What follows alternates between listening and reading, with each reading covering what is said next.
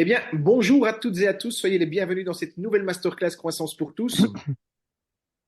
On est mardi, il est 17 heures et comme tous les mardis à 17 heures, eh bien, nous avons rendez-vous avec un expert pour nous parler d'une technique utile, voire indispensable à l'entrepreneur pour développer son activité. Alors, en attendant que tous les participants nous rejoignent, je vais simplement vous demander simplement de me confirmer dans le chat, donc c'est la petite boîte Q&A au niveau de l'interface Zoom, que tout fonctionne correctement au niveau de technique, donc son OK, vidéo OK. Est-ce que vous pouvez juste me confirmer que tout fonctionne très bien à ce niveau-là? J'en profite aussi pour saluer, accueillir les gens qui vont nous regarder depuis leur plateforme sociale, que ce soit LinkedIn, Facebook, YouTube, donc sur les profils de Jean, d'Olivier ou de moi-même. Donc soyez les bienvenus puisque depuis le début d'année, nous sommes en live, en streaming sur différentes plateformes en même temps que le live dans Zoom. Voilà. Aujourd'hui, on va aborder une thématique. Vous savez qu'on aborde différents sujets dans les masterclass. C'est tantôt des sujets de marketing digital, tantôt des sujets liés à la vente, aux techniques de vente, tantôt des sujets, on va dire, un peu plus généraux liés au mindset de l'entrepreneur et puis aux problématiques connexes de l'entrepreneur. Aujourd'hui, on est vraiment dans une thématique purement marketing digital puisqu'on va parler de référencement naturel et on va voir comment on peut, avec l'intelligence artificielle, hein, qui est le grand mot à la mode depuis maintenant une année, comment on peut utiliser l'intelligence artificielle pour optimiser ce référencement naturel, parce que oui, le référencement naturel reste une pierre angulaire indispensable dans sa stratégie d'acquisition de trafic. Voilà. Alors, pour nous parler de cette thématique, eh bien, on a le plaisir d'accueillir dans Croissance pour tous, c'est une première dans les masterclass Croissance pour tous, on a le plaisir d'accueillir Jean D'Alessandro, qui est un expert du référencement naturel. Et je vais te céder la parole, Jean, pour que tu puisses te présenter et puis rentrer dans le vif du sujet. Alors, Merci juste avant, Laurent. peut-être préciser pour les nouveaux Oui, participants, puisque chaque année, chaque semaine, pardon, il y a des nouvelles têtes, des nouveaux participants. Vous pouvez donc relayer toutes vos questions dans la boîte. Si vous êtes sur Zoom, c'est dans la boîte Q&R, donc il s'appelle Q&R au niveau de l'interface Zoom. Vous posez toutes vos questions. Moi, je vais les relayer à Jean en temps réel. Et puis, on a Olivier qui, lui, scrute les différents réseaux sociaux, LinkedIn, Facebook, YouTube, etc., pour aussi relayer vos questions. Donc, le but, c'est que vous ne quittiez pas cette masterclass en ayant des questions auxquelles on n'aurait pas répondu. Il n'y a pas de questions stupides, seules les réponses peuvent l'être. Donc c'est Jean qui a la responsabilité, c'est pas vous. Donc posez toutes vos questions pour que il n'y ait plus de mystère et que tout soit démystifié totalement. Jean, je te cède la parole. merci. Donc, bonjour, moi je m'appelle Jean D'Alessandro, je suis l'administrateur d'une agence web de la région liégeoise. Je suis tombé dans le web et dans le référencement dans tout début des années 2000, donc j'en ai vu pas mal. Je donne des conférences et quand je donne ce genre de conférences, entre autres celui sur l'AI ou comment atteindre la position zéro, tu vas voir que des questions, il va y en avoir énormément derrière parce que c'est un sujet qui est vraiment d'actualité, surtout les outils d'intelligence artificielle parce qu'il y a beaucoup d'outils qui sortent, mais ils s'annoncent comme étant ultra performants, ils ne le sont pas toujours autant. Donc on va essayer de voir ça en direct. Eh bien, c'est parti. Voilà, je vais partager mon écran.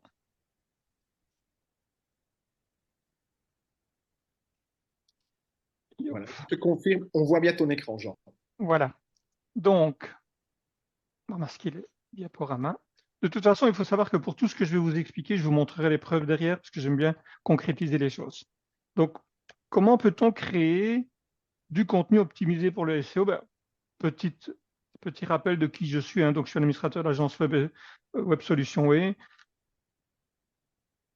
Et en général, les gens me disent, les intelligences artificielles, c'est nouveau, c'est vient de sortir, ChatGPT, on ne connaissait pas. Alors, il faut savoir que le modèle d'intelligence artificielle, c'est pas nouveau du tout. Déjà en 1950, Alan Turing avait fait le premier test d'évaluation. Alors, le test de Turing, c'est quoi? On met un homme et une femme dans deux pièces séparées avec un ordinateur et de temps en temps, l'homme répond de manière... Donc, c'est par écrit, hein, c'est un peu style machine à écrire. De temps en temps, l'homme rédige, de temps en temps, c'est l'ordinateur qui rédige. Et si la personne de l'autre côté n'est plus capable de savoir si c'est un homme ou une machine, c'est qu'on a passé le test de Turing. Au fil de l'utilisation, il y a d'outils d'invention qui ont évolué. On se rappelle tous cet ordinateur Deep Blue, par exemple, qui avait battu le champion du monde Garry Kasparov dans le domaine des échecs. On se souvient aussi des automobiles connectés Google, et maintenant que l'on voit les automobiles connectés, entre autres de Tesla, on voit que l'évolution, elle est là tout le temps. Il suffit de voir sur Internet des nouvelles fonctionnalités basées sur l'intelligence artificielle, la reconnaissance dans le domaine du cancer, etc., etc. Ça bouge énormément, mais ce n'est pas nouveau. Dans l'utilisation de l'intelligence artificielle, on a des personnes qui les utilisent pour générer du contenu. Ici, je vais être vraiment dans le cadre du web, évidemment. On peut générer des images, des vidéos. On peut générer des scénarios pour des chatbots, parce qu'un chatbot, c'est aussi un robot avec l'intelligence artificielle, dans bien souvent des cas. On peut rechercher des thématiques. On peut analyser les concurrents. C'est là où ça devient vraiment, vraiment intéressant. Et surtout, on peut rédiger presque tous les types de rédaction. Des pages, des articles, des balises d'optimisation, des emails, des newsletters. Enfin bref, vous voyez, la liste, elle est même pas ici limitative. Il me faudrait 3 slides pour les mettre, même si beaucoup de choses vont se recroiser. Et là où ça va demander un peu de réflexion, c'est quel outil? Il existe des tas d'outils dans le domaine de la rédaction, mais certains sont plus adaptés à certaines techniques ou au SEO que d'autres. Et là, je vais vous montrer quelques exemples d'outils, d'utilisation que l'on en fait. Moi, je vais partir sur ChatGPT parce que ChatGPT, c'est quand même celui que tout le monde connaît. Ce n'est pas obligatoirement le plus fiable ni le plus solide, surtout quand on fait du SEO. Il a pas mal d'avantages, il faut dire ce qui est. Il a l'avantage, entre autres, de générer du contenu si on profile bien les réponses, les questions comme on appelle les prompts. Il y a moyen d'avoir des choses assez sympas. Et donc, grâce à ces outils, il y a ChatGPT, il y a Google Bard, il y a Microsoft Pilot, etc., Copilot, etc., on pourrait générer des idées de sujets, on pourrait vulgariser un sujet complexe, on pourrait faire une synthèse de documents, voire analyser un site Internet. Du moins, c'est ce qui est annoncé. Et je vais vous montrer que dans plusieurs cas, des choses qui ont été annoncées, en réalité, dès qu'on fait la demande, ça ne fonctionne pas exactement comme on l'aurait voulu. Ou alors, il faut faire 2, 3, 4, 5 demandes, 5 prompts pour arriver à un résultat plus ou moins valable. Dans les outils vraiment dédiés à la réaction, j'en ai retenu 4-5 ici. On a Marcopy, SERanking, Copywriter, Doki, CopyAI. Ça, ce sont vraiment les outils incontournables du web. On pourrait même ajouter SMJ. Tout récemment, j'en ai encore fait un audit d'un nouveau. Donc là, je vous laisserai tester ces outils. Vous allez voir qu'il y a des choses vraiment pensées pour le référencement. Alors tout d'abord, l'intelligence, le SEO, c'est quoi? Il faut rappeler que le SEO, donc la recherche de se positionner dans les premiers mots-clés de Google quand on tape une requête, mais ça reprend pas mal de choses. Ça reprend entre autres le contenu, donc le texte en tant que tel, la sémantique et les mots-clés qui sont mis dedans. Pour un petit rappel, si je prends imprimeur, il y a le mot sémantique, imprimerie, impression, print, offset, tous ces mots-là doivent aussi être contenus dans les textes. La hiérarchisation, donc les balises H1, H2, H3, c'est ce que vous avez en général dans un Word, titre 1, titre 2, titre 3. Dans bien des cas, les graphistes utilisent cette hiérarchie pour mettre des slogans ou pour faire des accroches qui sont vides de mots-clés. C'est beau pour le design, mais en réalité, c'est dans cette hiérarchie que Google va rechercher les mots-clés principaux. Chose importante, c'est le nombre de mots. Très souvent, il y a des gens qui me disent je n'arrive pas à me positionner sur telle page, pourtant mon texte, il est superbe. Oui, mais vous avez 300 mots, le concurrent en a 1500. L'importance du nombre de mots et de la redondance des mots-clés, sans faire du bourrage de mots-clés évidemment, a aussi un impact sur le référencement. Le maillage interne, ce sont les liens qui se promènent d'une page à l'autre. Donc, on va prendre un visiteur et plutôt que le déplacer via le menu, on va le faire se déplacer via le texte, via un mot-clé sur lequel on aura mis un lien vers une autre page du site. Le mot-clé, donc l'encore texte, va aider la page connectée à mieux se positionner. La balise title et la description, c'est ce qu'on voit dans les résultats de recherche. Là où il y a des faiblesses, en général, c'est l'optimisation des images ça joue aussi dans les SEO, et dans les fichiers PDF, principalement. Alors, je me suis amusé à faire des petits tests avec ChatGPT et je lui ai demandé, une petite question simple, de quel élément as-tu besoin pour générer le mode d'emploi d'un outil SEO? Et là, on voit que c'est assez sympa, il nous guide en nous disant, ben voilà, pour faire un outil SEO, il faudrait déjà qu'on sache son nom, il faudrait savoir les fonctionnalités que tu veux mettre dedans, quel est le public cible, quelle est l'interface utilisateur. Donc, il nous donne déjà une petite idée de ce qu'il faudrait faire pour faire un mode d'emploi. Donc là, ce sont le genre de questions que l'on peut poser à ChatGPT. Par contre, quand on lui dit quels sont les meilleurs mots-clés dans le domaine de la menuiserie, ben, là, il ne connaît pas. Donc là, il me dit, il faudrait s'inspirer de ce qui se passe en général sur le web. Ça ne me donne pas de mots-clés.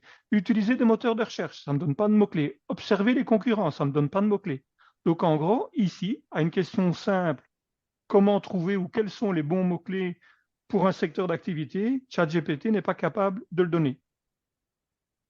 Si je prends par exemple combien de mots est compris dans le texte présent sur la page Intel, dans bien des cas, il va dire je ne sais pas analyser, donc je ne sais pas calculer le nombre de mots-clés. Donc si je ne sais pas calculer le nombre de mots, je ne sais pas voir qui sont mes concurrents, je ne sais pas combien de mots je vais devoir mettre dans mon texte pour prétendre à une position dans Google. Autre question, peux-tu identifier les liens qui sont présents sur cette page-là? Donc là, je lui demande le maillage interne.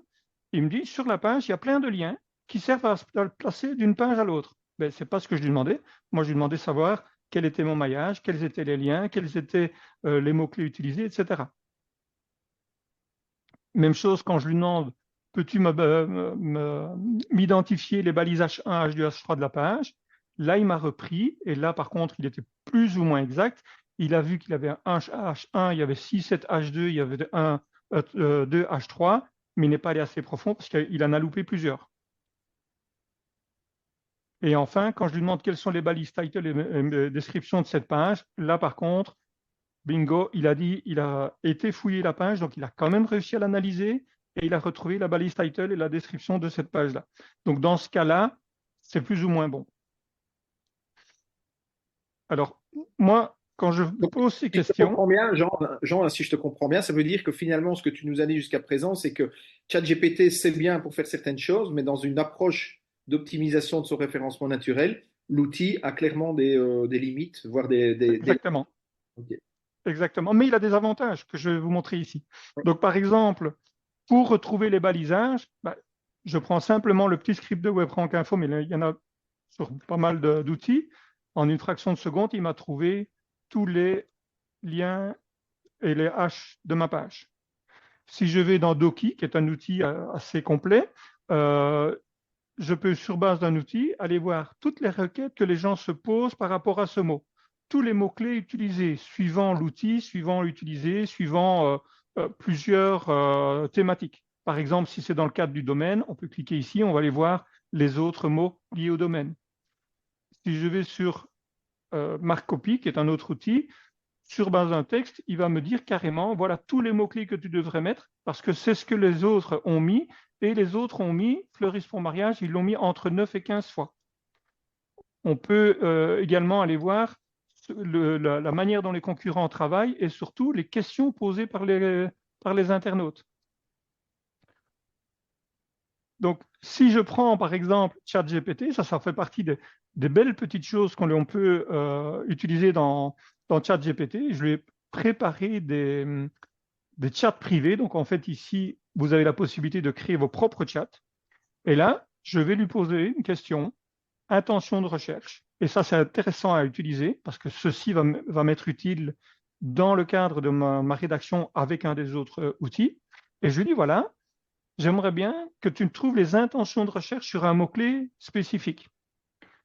Et je lui demande comment je dois faire. Déjà, il faudrait que tu me donnes le bon mot-clé. Donc, je lui dis, voilà, formation, rédaction web avec intelligence artificielle.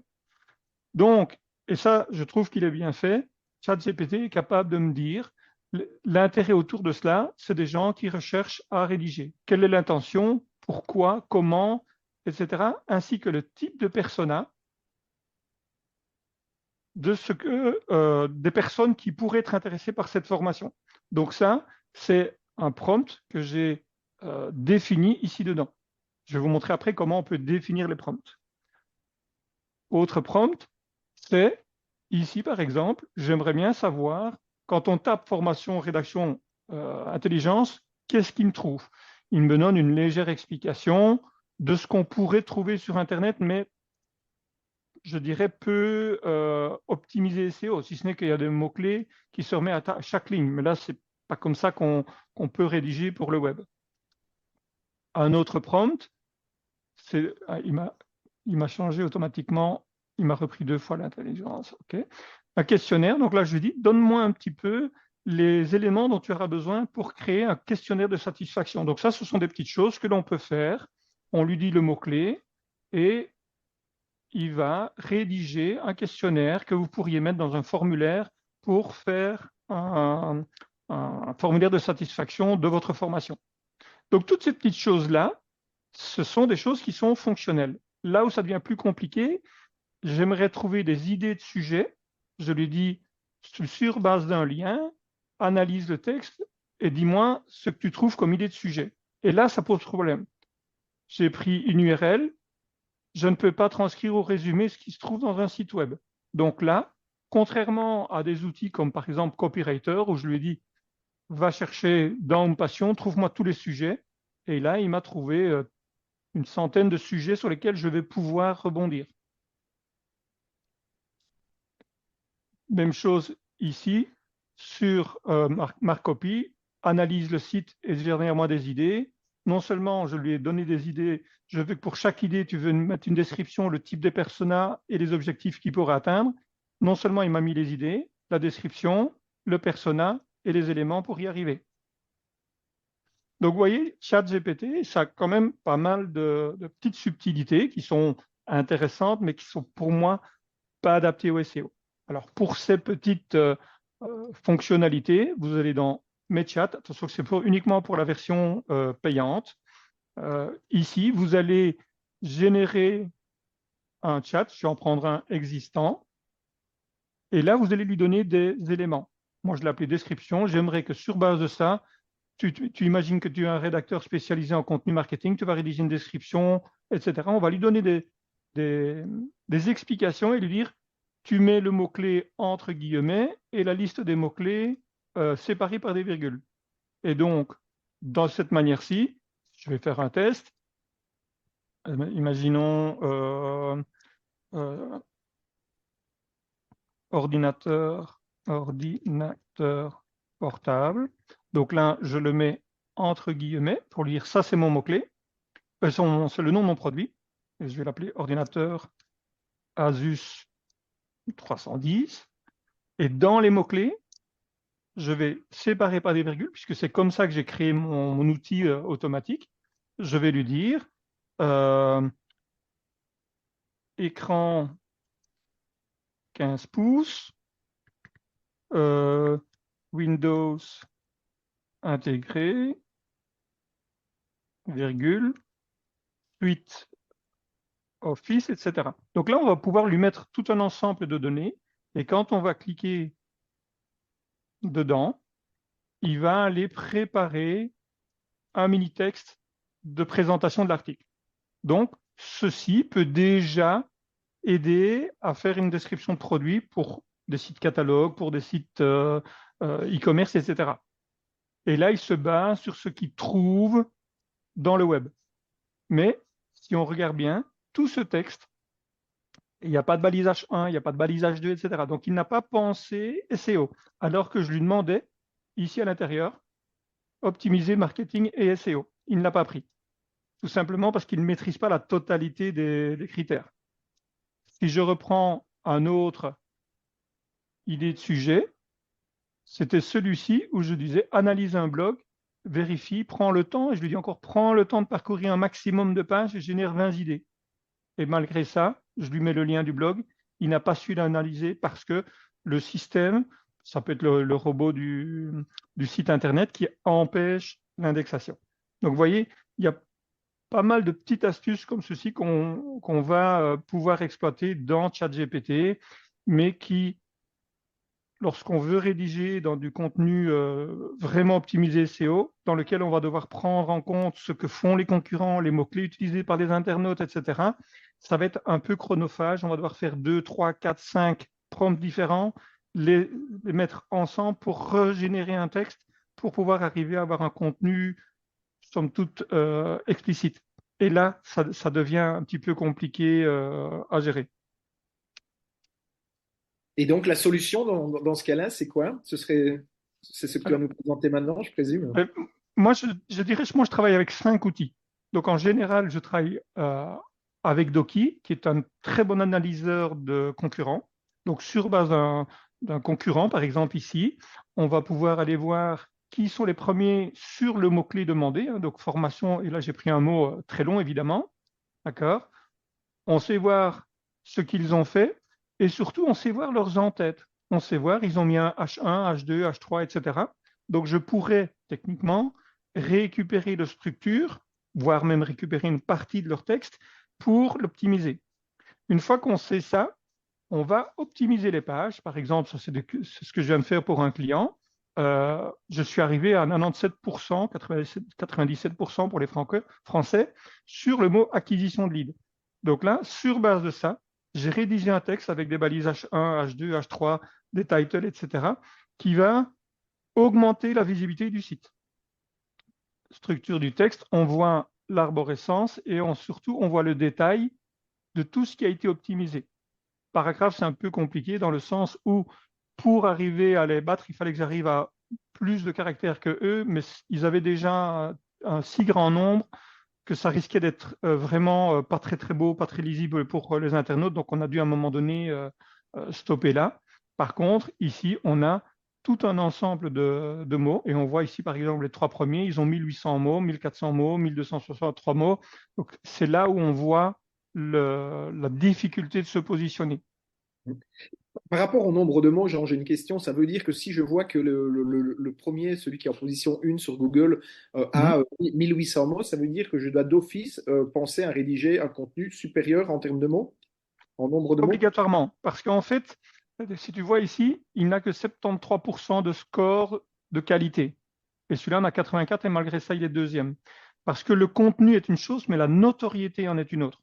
Donc en fait, la notoriété, c'est les backlinks. Ce sont tous les liens qui sont mis sur des annuaires, des forums, des blogs, des sites partenaires et qui pointent vers un site. C'est ce qu'on a créé, la notoriété web. Et la notoriété web, c'est ce qui va permettre à dire à Google, celui-là, il mérite d'être mieux mis, même si son site est moins bon. Donc, en gros, un très bon site qui n'a pas de backlink peut très bien être centième, alors qu'un mauvais site à plein de backlink pourrait être premier. Donc, ça, c'est vraiment important. D'ailleurs, si vous recherchez, j'avais fait un article là-dessus, comment développer la notoriété d'un site Internet. Normalement, ici, quelque part, voilà, vous devriez avoir, voilà, ici, vous avez, dans mon blog, il y a toute l'explication de comment y arriver. Donc ici, ce qui est important, c'est de bien utiliser les bons outils. Celui-ci, je dirais, c'est très bien pour analyser euh, qui sont les concurrents, comment ils rédigent, quelles sont leurs structures, quelles sont les questions les plus utilisées, etc. Donc ça va m'aider à préparer le terrain. Le deuxième, ce sera ChatGPT, principalement avec les intentions de recherche. Donc là, je vais utiliser cet outil-là. Si je prends un mot-clé, imaginons euh, ordinateur portable. Donc, étant donné que j'ai préparé un script, si je tape ordinateur portable, il va aller fouiller le web, il va me remonter les informations que j'ai demandées dans mon script. Autrement dit, c'est quel genre de choses, pourquoi les gens recherchent, qu'est-ce qu'ils attendent, quels sont les résultats qu'ils attendent. Voilà, les intentions de recherche, ben, c'est quelqu'un qui veut acheter et comparer les produits. Des gens qui recherchent des informations techniques. Et donc, sur base de ça, on va pouvoir définir comment aller rechercher dans Doki ou dans Copywriter ou dans CMJ ou dans Marcopy la manière dont on va rédiger les textes, puisqu'on sait que les gens qui recherchent ce type de produit recherchent une comparaison de produits ou un achat, ou ils recherchent une information technique, ou recherchent suivant un profil ciblé. Donc, sur base de ça, on va devoir reformuler notre texte pour essayer d'atteindre cette audience. Le deuxième outil que j'utilise, enfin le troisième outil que j'utilise, c'est Marcopy, tout simplement parce que pour moi, c'est celui qui reprend la quasi-totalité de ce dont j'ai besoin. Lui, il reprend entre autres le chat, qui est en réalité ce que vous avez dans ChatGPT. Donc, on pourrait faire quasi tout ici. Si je prends l'analyse des intentions, sur base de là, non, c'est pas celui-là, c'était l'autre. Voilà, c'était sur celui-ci. On peut carrément lui poser la question, reformuler, ajouter des événements. On peut vraiment faire pas mal de choses qui se trouvent dans différents autres outils.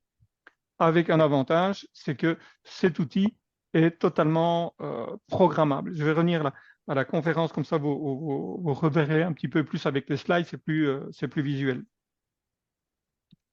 Donc, Marcopy, pour résumer, c'est un outil qui fait, je dirais, presque tout. Ça ne veut pas dire que les autres sont mauvais. C'est aussi pour éviter d'acheter 3, 4, 5 licences, hein, parce que 10 euros par là, 20 euros par là, ben, à un moment donné, ça coûte vite cher. Ici, il va vous permettre de rédiger presque tous les types d'articles, des blogs, des publications LinkedIn, des partages Facebook, Instagram, etc. Donc ça, c'est déjà pour moi un énorme avantage. C'est une concentration de contenu. Le deuxième, c'est qu'elle est totalement personnalisable, dans le sens où on peut utiliser un, utiliser un chat spécial pour vous. Dire, voilà, c'est pour la société Intel. Qui est cette société? Ben, c'est une agence web qui fait ceci, qui fait cela. Donc, vous allez expliquer qui vous êtes dans cette interface avec le nom vers votre site et ça va l'aider à se nourrir de ce qui se trouve déjà dans votre site web. Donc, ça, c'est déjà un petit plus. Il saura qui parle et pourquoi il parle. On peut créer comme ça plusieurs zones, ce qu'on appelle le workspace. On peut en créer un. Moi, je suis une agence. Je prends le cas de Laurent et Olivier, ce sont des agences également. Ils pourraient en créer un spécifique pour chacun de leurs clients. De cette manière-là, chaque espace sera enrichi pour ce client-là. Dans ce Alors, j'ai pas mal, cadre-là, Jean, j'ai pas mal de réactions du coup là. J'en profite hein, pour vas-y. te laisser avancer. Et j'ai notamment une personne Damien qui nous dit que le nombre de mots ne fait pas tout, c'est un ensemble de points.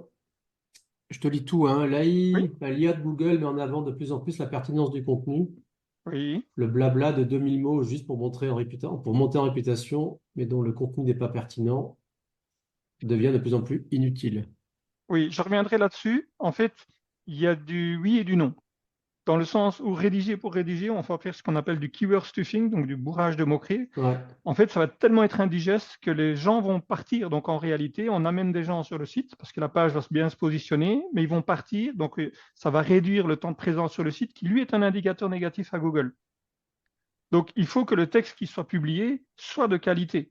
J'ai eu une question lors d'une dernière conférence qui me disait que Google pénalisait les sites rédigés dont le contenu était rédigé avec l'IA. Non, Google ne pénalise pas, et d'ailleurs ils l'ont encore confirmé il y a moins d'un mois, ils ne pénalisent pas les textes rédigés avec l'intelligence artificielle, ils pénalisent les mauvais textes, qu'ils soient rédigés par des hommes ou par des machines. Donc un texte qui ne veut rien dire avec beaucoup de contenu inutile avec des phrases en longueur, etc., ben, Google, à un moment donné, il va dire non, c'est pas beau, c'est pas bon, les gens ne restent pas sur le site, donc on ne va pas le positionner. Ça ne veut pas dire qu'on va le blacklister, parce qu'il faut arrêter un petit peu avec les rumeurs de pénalité. Il n'y a pas vraiment de pénalité. C'est plutôt favoriser une meilleure page avec un meilleur contenu qui apporte quelque chose aux gens, avec des clics, des call to action. Donc, quand les gens se déplacent, etc., c'est que la page est meilleure, c'est que le texte est meilleur.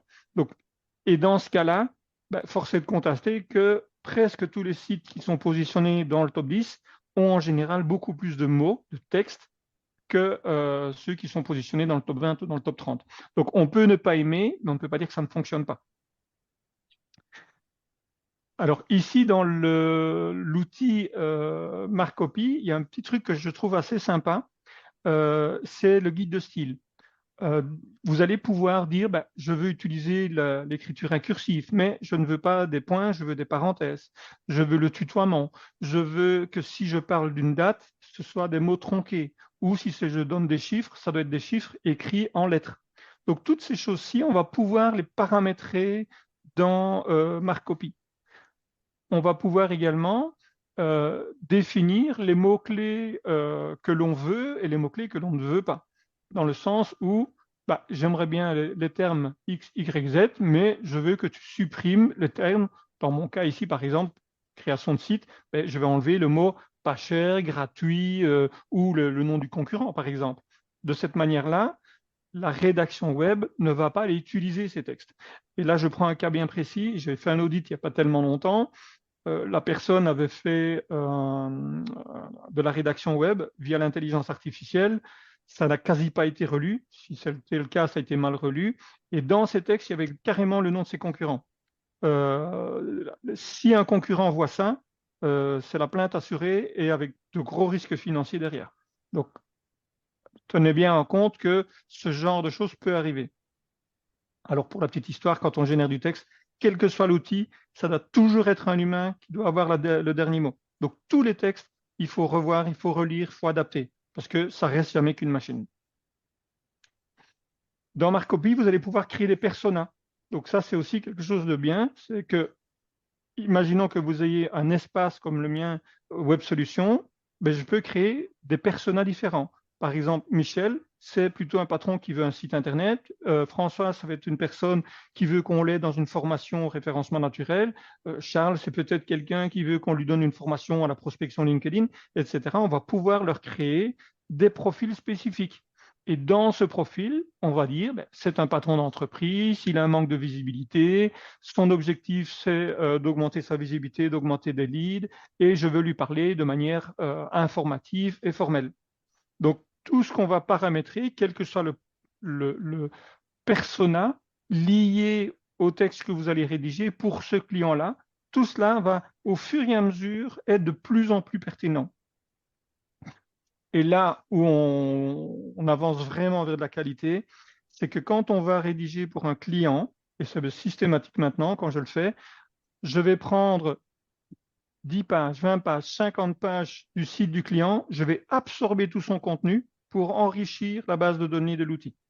Donc là, vous allez pouvoir télécharger des PDF, des PowerPoint, une URL de son site Internet. Ça va venir ajouter ici à chaque fois le contenu. Ça va absorber tous les textes et quand vous allez rédiger, l'intelligence va se baser sur ça pour rédiger du nouveau texte. Je vais prendre le cas, on travaille pour une société, une agence qui fait dans le domaine des parfums haut de gamme. Et quand les rédactrices doivent rédiger, elles doivent faire appel à toute la documentation publiée par L'Oréal, par Gucci, par Armani, etc., pour ne pas dire d'erreur, évidemment. Bien, depuis qu'elles utilisent ça, non seulement elles passent beaucoup moins de temps à aller analyser tous les textes publiés, mais en plus, elles ne font plus d'erreurs. Dans ces textes, étant donné que ce sont des personas différents, il n'y a plus d'erreurs d'intégration. On a mis le parfum de Dior, mais on l'a appelé comme si c'était un parfum de Gucci, etc. Donc ça, c'est aussi quelque chose qui va vous faire gagner du temps. Parce que quand on rédige, c'est ce qui prend le plus de temps, c'est de fouiller. La rédaction en tant que telle, ça prend un petit peu de temps, mais ce n'est pas énorme. Mais fouiller, recouper les informations, vérifier, c'est là où on perd en général son temps. Et ça, ce sera les codes promo. Moi, je suis bêta-testeur pour une trentaine d'outils. Donc, chaque fois que je donne une conférence et que je donne des explications, il y a des petits avantages pour les gens qui nous lisent. Donc, Jean, ça, vas-y. ouais, j'ai une remarque, une question. Euh, je te la Dis-moi. lis. On me dit de me méfier de l'IA et de ne Oui, pas échanger avec eux. Donc, j'imagine pas donner d'informations. Voilà. Pour ne pas dévoiler mon innovation partout. Apparemment, la personne concernée nous parle d'un brevet. Voilà. Ben, du coup, qu'est-ce que tu en oui. penses? Est-ce que, Alors, donc là, je il a pense en que partie ça touche raison. les sujets de confidentialité entre, du coup, Voilà, les datas qu'on importe dans les outils d'IA et du coup, les exactement. fuites possibles. Qu'est-ce Ouais. que tu as à Alors, dire je prends le là-dessus? cas des trois gros ténors du web qui permettent ce genre d'utilité. Hein, c'est Marcopy, CMJ et le troisième, c'est Copy AI, je pense. Quand on intègre dans Marcopy, donc quand on va dans mon IA et quand on va dans la base de contenu, tout ceci est exclusivement réservé à vous et non distribué, ce qui n'est pas le cas dans ChatGPT, qui est par défaut dans une base de données commune. Donc ici, et ça fait partie des règles de confidentialité de l'outil, si on télécharge pour un persona, si on télécharge de contenu, ce n'est visible que par l'espace qui vous est dédié, parce que c'est un outil interne, ce n'est pas un outil public. Maintenant, il y a toujours, je dirais, le côté, je ne veux pas dire risqué, mais il y a toujours ce type de secret qu'il faut négocier, et avoir une certitude, mais là, il faut demander aux développeurs, parce que c'est eux qui doivent se mettre de confirmer ça avec le RGPD, etc., parce que là, c'est des données sensibles, hein, donc c'est tout à fait le cas. Il faut demander aux développeurs de ces outils une confirmation de ça, avec éventuellement un contrat spécifique ou des astreintes potentielles. Bien sûr. Oui, on peut se le faire écrire. Oui, oui. Normalement, c'est dans les conditions, hein. Par défaut, c'est dans les conditions générales de vente, parce que ça, c'est une obligation qu'ils ont. C'est que pratiquement tous ces outils maintenant ont dans leurs conditions générales que tous les contenus générés et ou importés sont soumis à confidentialité. Qui était évidemment un gros point faible et une grosse Oui. critique émise envers ChatGPT. Donc, effectivement, c'est une raison de plus pour utiliser ces outils-là. Euh, Mhm. moi, Ceux qui me, comment je vais dire, ceux qui me font le plus peur, c'est Google Bart et Bing Copilot. Parce que eux, c'est marqué dans tout le tout petit que ça rentre dans la base de données générale. Donc, c'est bien connu que ces géants, ils disent on va protéger, mais eux l'utilisent pour d'autres fins. Donc ici, voilà un petit peu comment on peut utiliser ces différents outils. Maintenant, ChatGPT reste pour le Kidam, pour les gens qui veulent simplement rédiger des petits textes ou des petites explications, ça reste très sympa. Même la version gratuite, la version 3.5, elle est vraiment très très simple d'utilisation. Donc si on est dans ChatGPT, si on est ici en 3.5, déjà ça permet de créer des petits textes. Mais si on veut faire du SEO, puisque le but de la conférence ici, c'était Bien de sûr. rédiger pour le SEO, pour moi, c'est un peu trop faible pour la génération de textes vraiment structurés, ou quand c'est positif, avec le chat qu'on a fabriqué, ça devient chronophage. Et donc là, c'est bon, mais ça nous prend 2 heures, là où avec un autre outil, ça va me prendre peut-être une demi-heure. Donc toi, tu le dis quand on veut faire du SEO de manière... bon, déjà, on te remercie pour ces précisions Mm. sur le chat. Donc SEO de manière intensive, tu préconises de partir sur des outils dédiés. Oui. Et j'ai une autre question, du coup, quid de la stratégie de contenu? ChatGPT, en général, il est plutôt pas mal, non, en termes de stratégie. Qu'est-ce que tu en penses là-dessus? Oui et non. En fait, D'accord. il ne va faire que répondre à une stratégie qu'on lui aura déjà donnée. Donc, ça veut dire qu'on aura déjà réfléchi à sa stratégie. Alors que les autres outils, ils vont analyser les stratégies des concurrents pour se baser sur ces stratégies pour pouvoir avancer. Donc là, ils vont avoir un regard également côté extérieur. Alors que ici, il faut presque lui donner, je veux une stratégie pour ça, pour ça, pour ça, dis-moi ce que tu penses. Et il n'a pas de base de données. En fait, il a une base de données tellement large qui va dans tous les sens, puisqu'il va fouiller tout le web, et il va mélanger des stratégies, il va mélanger des choses qui parfois ne sont pas compatibles. Donc là aussi, même en amont, sur la stratégie, tu préconises des outils dédiés. Oui, dans certains cas, moi je vais surtout voir, par exemple, je ne sais pas si je l'ai ouvert ici, voilà, ici par exemple, sur SE Ranking, qui est un autre outil, mais ça c'est un outil d'audit SEO, qui permet aussi d'aller voir les KPI, quels sont les mots-clés utilisés, etc., etc. Eux, ils ont des outils, par exemple, de recherche de mots-clés, et là, on peut aller voir également les concurrents. On peut aller voir comment ils ont créé leur structure, on peut aller voir leur backlink, etc. Donc, on sait voir comment les concurrents ont structuré leur stratégie web, hein, SEO, et on peut s'en inspirer. alors, tu as parlé de différents outils justement.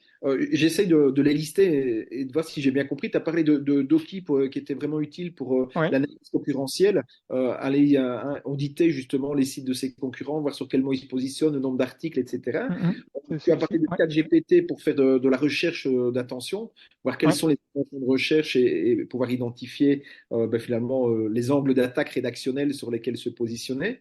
Et puis tu as Mhm. parlé de copie et tu as dit, moi je suis resté un peu sur Marcopy où tu as dit que c'était finalement l'outil, finalement s'il fallait en choisir qu'un seul, ce serait celui-là. Euh, Disons que moi, c'est mon préféré pour deux raisons. C'est la première raison, c'est qu'il reprend vraiment pratiquement tous les outils qui se trouvent dans plein d'autres outils. Donc, il n'y a qu'une seule licence à payer. Ça a l'air de rien, mais ça fait une différence. Et aussi le fait qu'on peut personnaliser son IA et créer plusieurs IA, enfin plusieurs espaces de travail pour, par exemple, ici, ça c'est pour une dame qui fait de tout ce qui est prospection LinkedIn, mais j'ai pu absorber son contenu, je peux créer les termes, les personas, etc., etc. Donc ça aussi, c'est quand même quelque chose d'assez facile.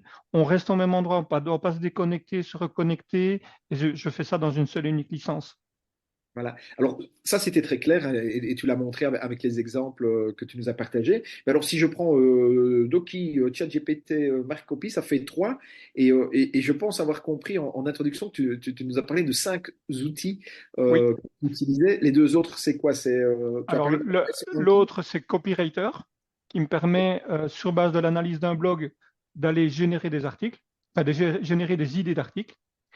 Et l'autre, je l'ai fermé, c'est SERanking, qui lui me permet, entre autres, d'aller voir, par exemple, qui sont les concurrents et comment ils ont travaillé. Par exemple, ici, je vais prendre Sabine. Est-ce que j'ai fait les concurrents pour elle? Mes concurrents, score de visibilité. Voilà. Ici, par exemple, sur base des concurrents, voilà, ici une concurrente, ben, je sais voir qu'elle a de 2600 mots-clés, donc je sais aller analyser tous ces mots-clés. Elle a 1500, 1 500 000 backlinks, je sais aller voir qui sont ces backlinks, comment ils ont fait, quels sont les mots-clés utilisés, je sais aller visiter leur site. Sur base de ça, je sais créer une stratégie beaucoup plus importante qu'on appelle le cocon sémantique, pour ceux qui connaissent un petit peu. Donc là, c'est démultiplier le nombre de pages avec des mots-clés et des textes qui vont faire pousser le site vers un ou deux mots-clés vraiment, vraiment prioritaires. Mais tout ça, ce sont des outils que je croise en fait. Je bascule de l'un et de l'autre. Bon, à force de jouer, je ne me rends même plus compte que je travaille avec 4-5 outils. Et ce sont vraiment, je dirais, mes 5 outils par défaut. Ouais. Mais Surtout SERanking et donc c'est les trois vraiment que j'utilise, c'est SE, Marcopy et Doki. Ça, c'est vraiment les trois fondamentaux, je dirais. Ok. Alors, par rapport à Croissance pour tous, où on accompagne essentiellement une communauté d'entrepreneurs, Mhm. si je te comprends bien, et confirme-moi que c'est le cas, finalement, c'est tous les outils que tu as partagés, ben, ce sont tes outils à toi, c'est ta boîte à outils. Mais toi, tu es vraiment un expert, tu es presque un chirurgien du référencement naturel, puisque c'est vraiment ton domaine Mhm. d'expertise dans lequel tu excelles depuis plusieurs années. Mais pour un entrepreneur, c'est pas forcément nécessaire donc de cumuler tous ces outils. Bon. Si l'entrepreneur décide de travailler lui-même son référencement naturel, c'est Marc Copy qui serait le choix le plus judicieux, Je éventuellement avec. dirais, il y en a deux. Moi, je dirais, après, c'est une question d'habitude, hein, soit Marcopy, soit Doki. Pour moi, les deux sont vraiment faciles à utiliser.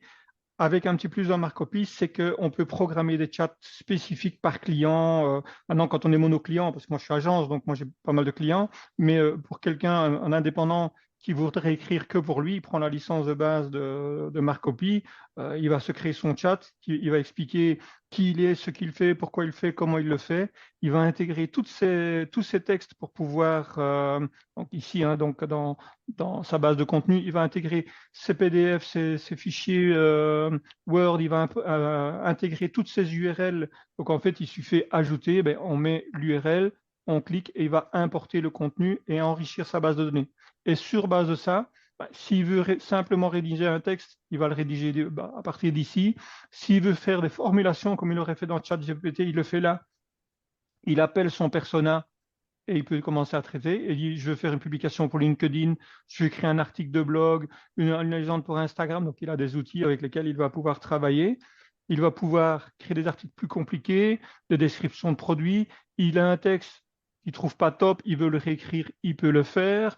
Il y a pas mal de petits outils dedans et il a la possibilité de gérer ses fichiers un peu comme il aurait fait dans Windows, par exemple. Il y a Ok. également un système de détection de langage, de détection de plagiat. Il peut programmer, donc il peut configurer, se faire un planning et le publier directement dès qu'il est connecté. Donc ça reste quand même pour moi très complet. Surtout pour le prix, ça reste assez rapidement rentabilisé.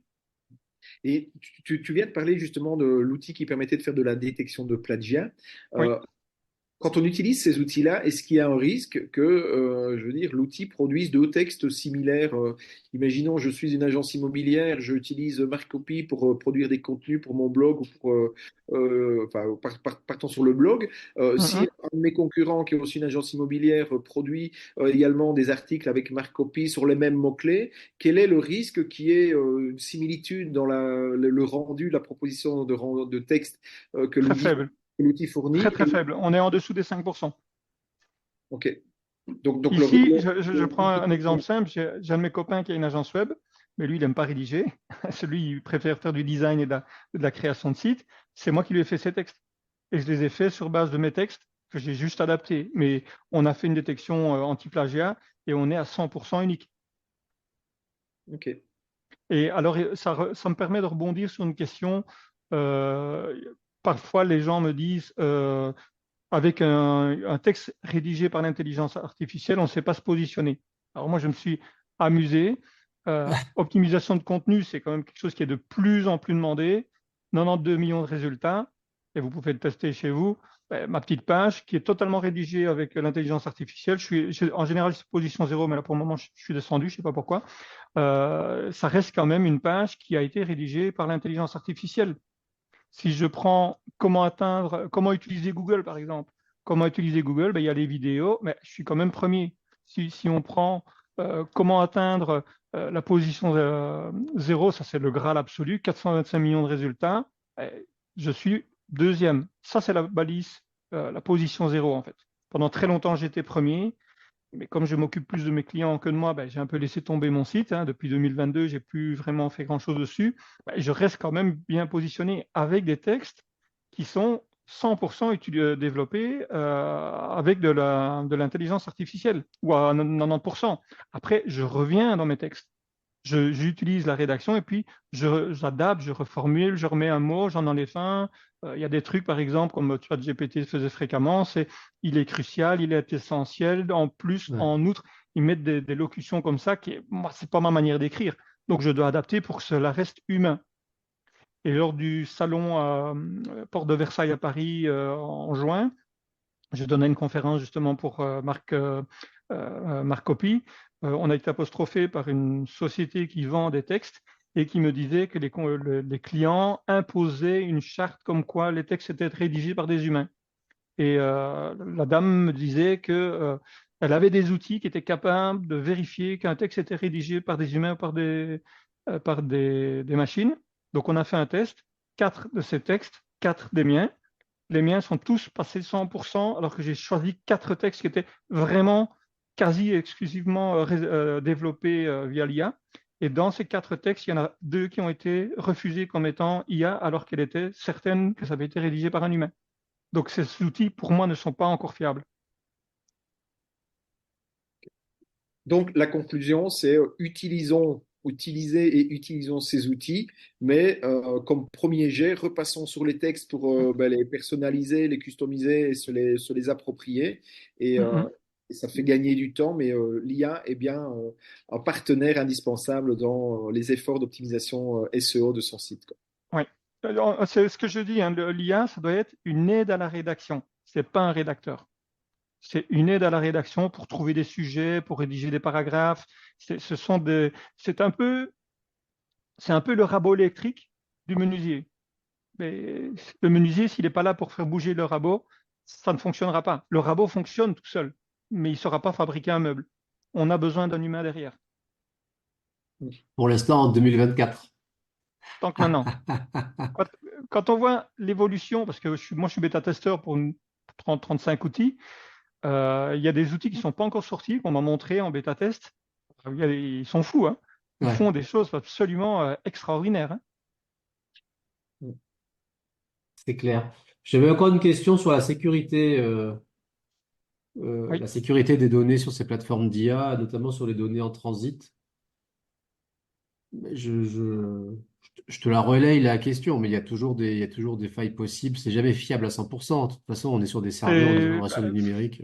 j'ai encore vu passer ce matin d'une faille de sécurité, je pense que c'est dans AnyDesk ou PC Ah Anywhere, ouais, un outil qui permet de prendre la main sur l'ordinateur. C'est beaucoup les informaticiens qui utilisent ça. Il y a une fuite de données.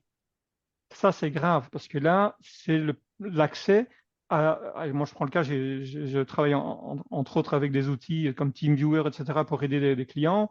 J'ai accès à tous leurs mots de passe, à toutes leurs bases de données, leurs contacts, des fuites dans ce domaine-là, alors que c'est des gens qui sont ultra sécurisés. Donc, le risque zéro n'existe nulle part. non, il n'existe Maintenant, pas.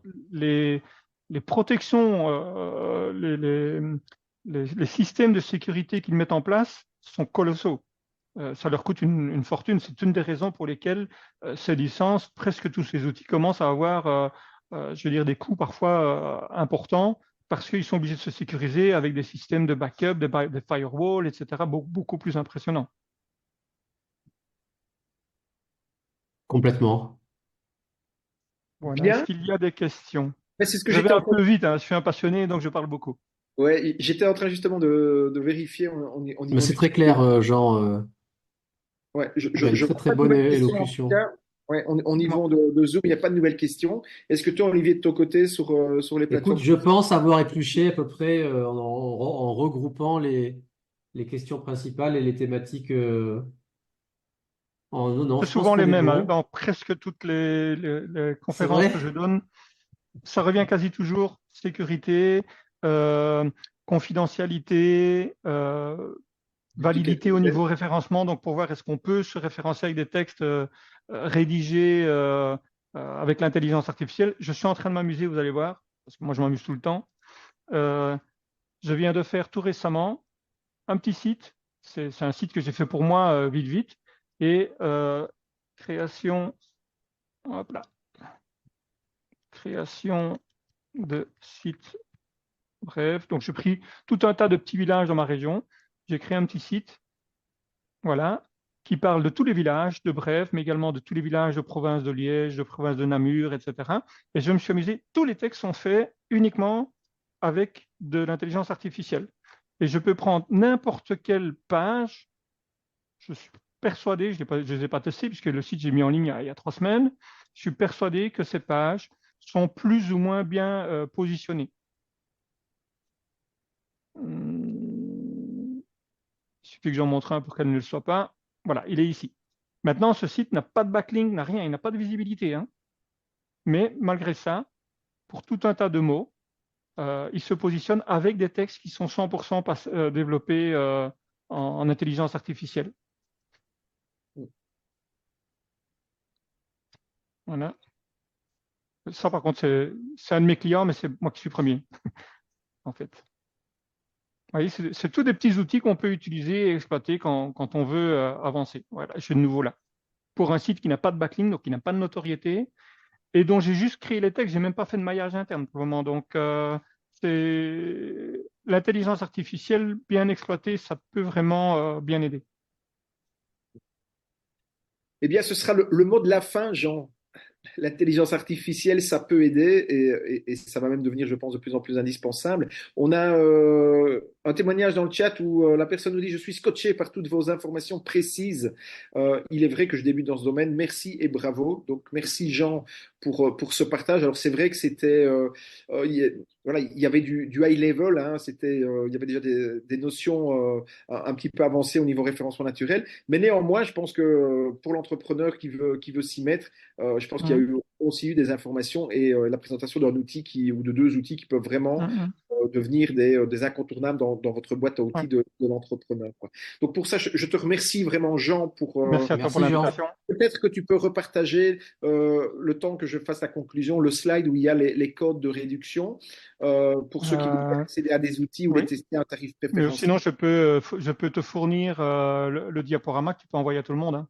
Ou Oui, sur demande, on peut envoyer le diaporama. Moi, ça fait 20 ans que je donne des conférences, mes slides. Je suis quelqu'un qui donne. Je suis un passionné, donc je donne à tout le monde. Et puis de temps en temps, il y en a qui m'appellent, tant mieux. Mais ici, je peux envoyer le slide à toutes les personnes qui me le demandent. eh ben, bien volontiers, et comme ça, ils auront aussi tes coordonnées. Le replay de cette masterclass sera mis sur la chaîne YouTube pour d'ici demain, et il y aura les coordonnées de Jean également en Mhm. dessous de la vidéo. Donc n'hésitez pas, si vous avez des besoins en termes de référencement naturel, des besoins de formation, des besoins d'accompagnement au niveau service agent sur référencement naturel, n'hésitez pas de contacter Jean par rapport à ça. Pour moi, enfin pour ma part, je vous donne rendez-vous la semaine prochaine, donc avec Olivier qui lui animera la masterclass de mardi prochain. Et mardi prochain, on va parler de prospection B2B, de la prospection multicanal B2B et comment utiliser notamment LinkedIn et le Sales Navigator pour se créer des bases de prospection et aller ce qu'on appelle faire de la prospection dans le dur. Donc c'est-à-dire c'est travailler des gens qui ne vous connaissent absolument pas et on aura le plaisir d'accueillir dans cette masterclass Nicolas Arnaud de la société Magilite, qui lui va Mhm. nous expliquer comment on peut en 2024 mettre en place des campagnes de prospection multicanal, et il partagera vraiment des recettes de campagnes qui ont été mises en place et qui donnent d'excellents retours pour différentes sociétés qui l'accompagnent dans différents secteurs, que ce soit en France ou en Belgique et au Luxembourg. Voilà. Donc ça, c'est mardi prochain à 17h. D'ici là, eh bien, merci à toutes et tous d'avoir été présents. Merci aux participants Zoom, LinkedIn, YouTube, Facebook. Et puis à très vite pour une prochaine masterclass. À bientôt. Merci. Bonne soirée. À bientôt. Bonne soirée.